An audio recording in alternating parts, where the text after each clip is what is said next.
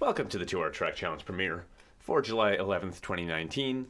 Every week I like to find a couple hours to make a piece of music within the time limit of 2 hours, push my creative boundaries in that way, also give me a chance to experiment with different styles, or making songs that don't fit in my larger projects.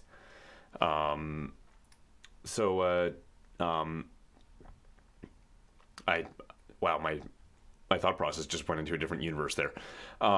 Sometimes this comes out with a cool result, so I like to share it with the world. First, a couple weeks later, this is the live premiere on Twitch. Then I'll take a look at how I made the song, and make sure I have a title for it, and then make a quick video for it, so that I can push it to YouTube for Saturday. So we'll get started by playing the song.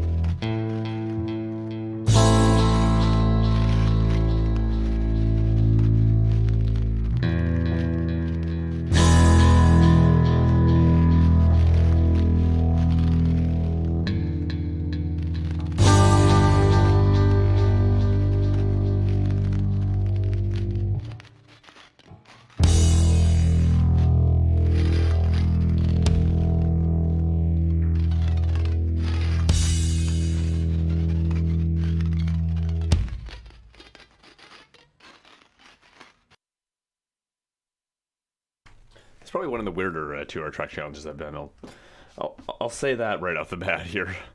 So I started off this. I have no idea why there's a timer going up there, but custom sauce for some days. Just ignore that. Anyways, take a look at how this track was made. Let me start that so that we can all hear what I'm actually doing here. So the original concept of this song was like I had no ideas when I was when I first sat down to, well, I say sat down, but really I'm going to stand on a desk. When I first came in to make this song, I had no idea what I was actually going to do. But I knew I wanted to do something because I do something every week. And it occurred to me that the date was July 11th, which is 7/11, which reminded me of Snake Eyes by Alan Parsons Project.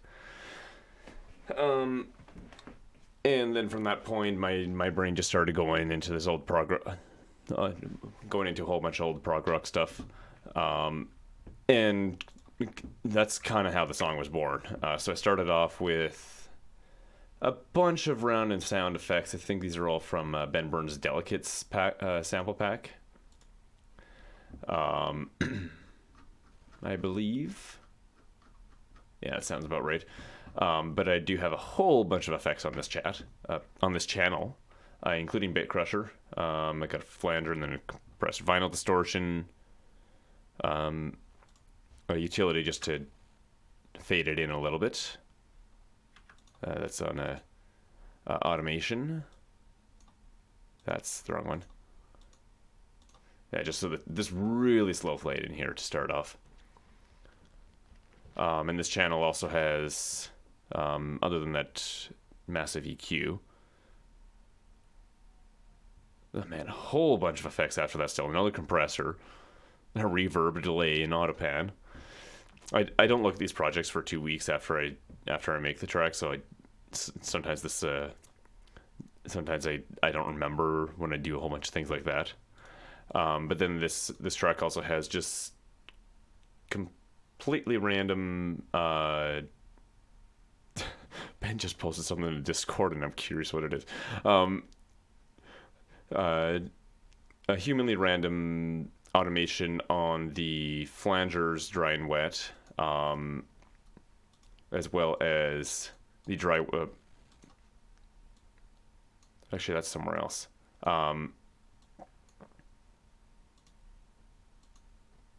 Okay, that's. Never mind about the delayed automation for now. The flanger is just kind of going up and down in its own direction, just to give it a little bit of a difference rather than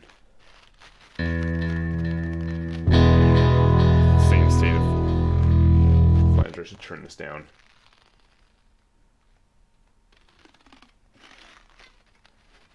Just make cool effects like that. Yeah.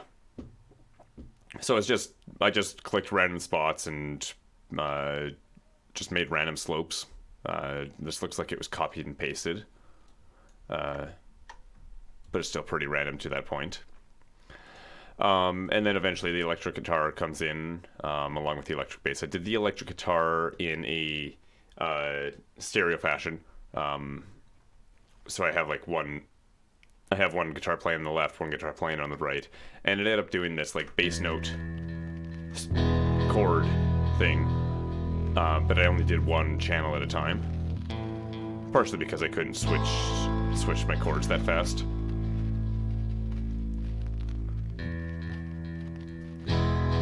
I already had enough time keeping this under the time limit as it was. So yeah, they just kind of take turns, and these are panned hard left and hard right, so it's a bit of a weird effect where if I take out my right earbud, I'll hear that one really well, but this next one here, I basically hear nothing. I can kind of hear it, but it's all over here. I know some people don't like hard panning, but since I was kind of going for psychedelic prog rock sort of stuff, I figured it was okay. And then the electric bass plays a whole note on the chord, or held note.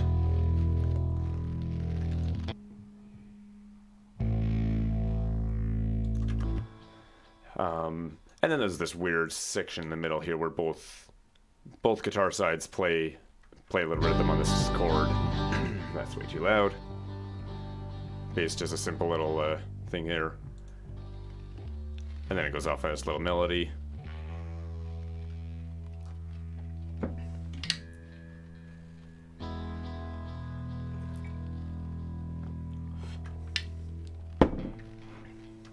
and then back to this whole thing. And the structure of this song, like I was sort of experimenting with progressive structures a lot in this one, and really looking back, there's a lot of things that I would have done differently. Like this section here should be lasting quite a bit longer, and this next section here comes very suddenly, which we'll get to that in just a minute here. But that's the kind of thing where, you know, I'm on a time limit, and part of why I do this is, you know, when I come up with an idea like that, sometimes I come up with the idea right as the 2 hours start, and it's just pushing myself to actually figure out how to implement this idea effectively in the 2 hours, which sometimes works better than other times. So anyways, the bass at the end here, the bass kind of goes off and does its own little melody again, including a lot of slides. And then it just kind of stops. And if I remember correctly, I think I was working on this beginning part knowing that I wanted to speed it up.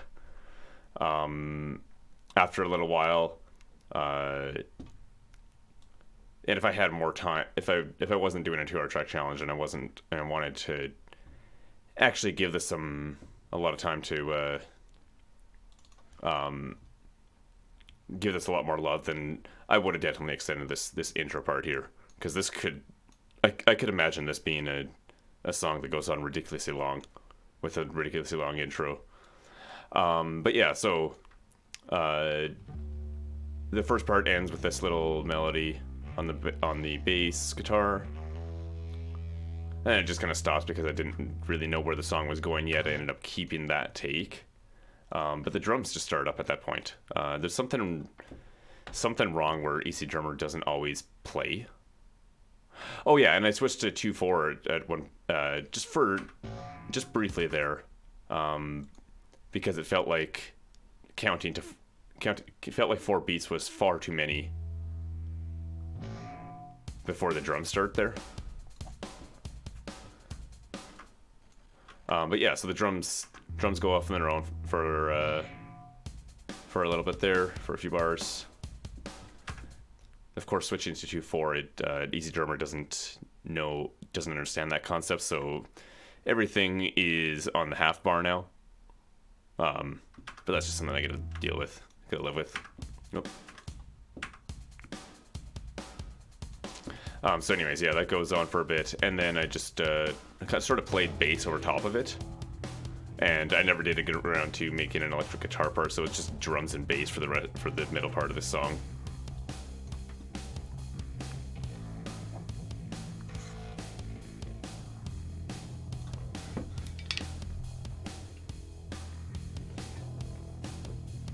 Which I think is pretty cool, but also kind of missing the it's missing that part for sure. I ran out of time. Didn't have time to decide how the guitar was going to work in the beginning part. But yeah, then eventually the drums, this middle section comes to a close.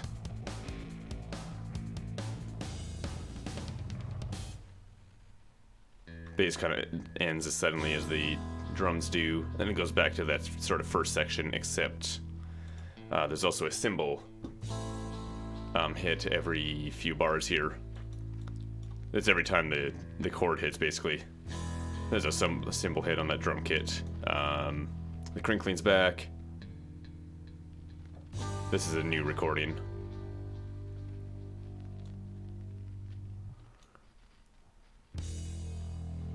And then the ending is just a bass and a couple drums.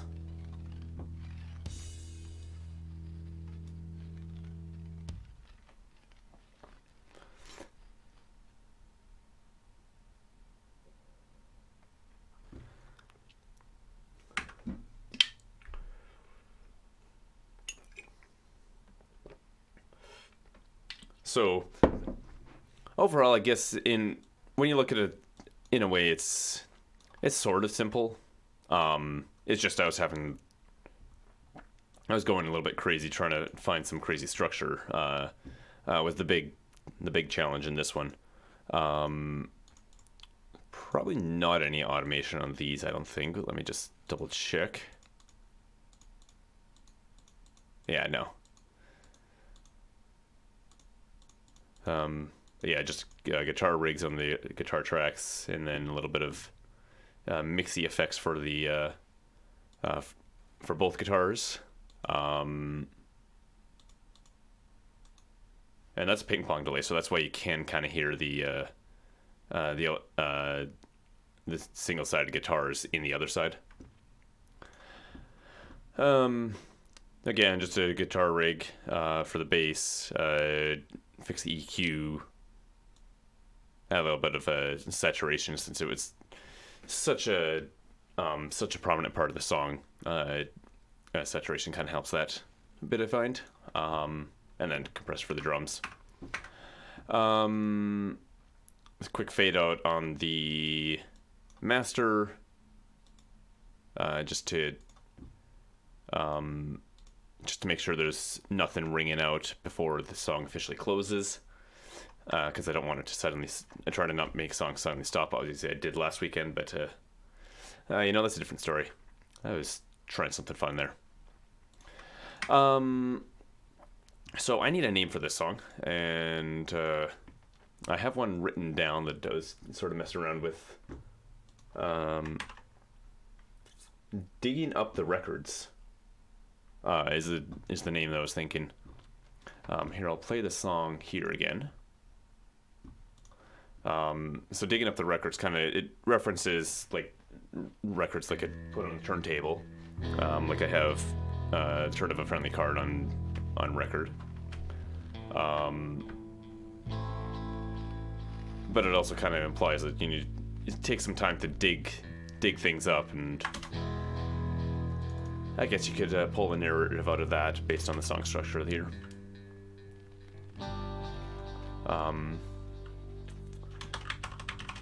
But yeah, it's the only title that I've thought of so far.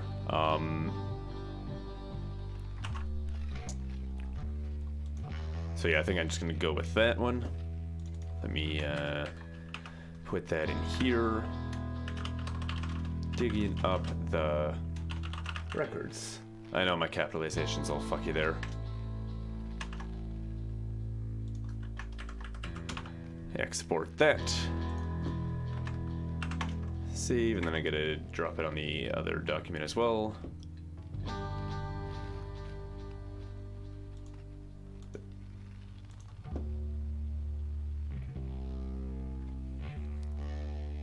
Yeah, so I guess I never mentioned that if the drums started a little bit earlier here, it would help tie with the first section in with the section, rather than, because right now it just kind of sounds like a new song just started. And again, that's part of why I do this, to look back and learn, sort of figure out where I went wrong when I was in that mind space, so I can keep it in mind for future times that I make music like this. Digging up the records, and then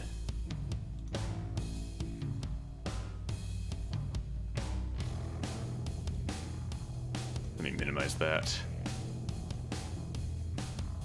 Take a screenshot of this part here so I can get some drums in there as well.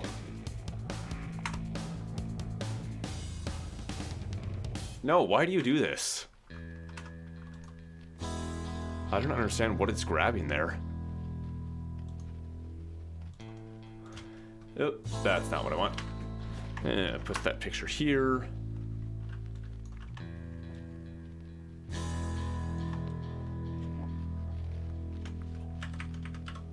So this will be the thumbnail for when this video is isolated from the rest of the stream. 7-Eleven, close, save, boom. I can close that now. And I'm just going to make up a quick video so that I can put this up on YouTube on Saturday.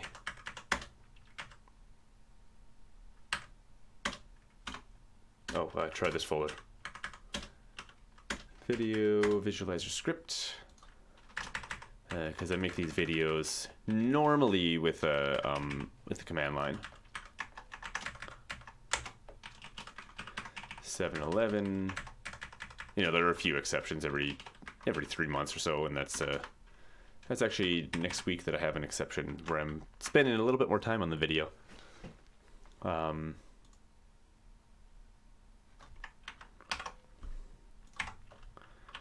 that's not yet. That's actually, I guess that's the next thing that I was going to mention is the next 2 hour track challenge I did, which is July 20th. And it's honestly a bit of a wild ride. It's the song I made for the 2 hour album challenge, Volume 7, in which the theme was change. And I did not know the theme was until the night before. Until the night before I made that song, by the way. So don't get any ideas if that's why I was doing prog rock this week. But anyways, that will be premiering on July 31st, 2019 at twitch.tv/ADDFtoxic.